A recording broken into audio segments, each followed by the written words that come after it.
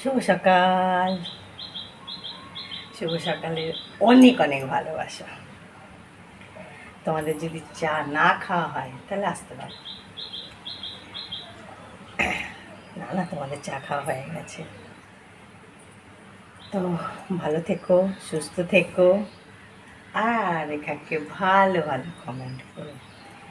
এখন রান্না করবো, অনেক কাজ, জল খাবার, তারপরে দুপুরের সব রেডি করতে হবে, আবার দোকানেও যেতে হবে।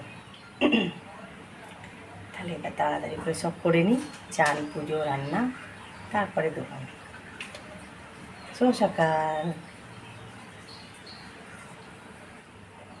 ভালো থেকো, সুস্থ থেকো, বাস। আর রেখাকে ভালো ভালো কমেন্ট করো। টাটা।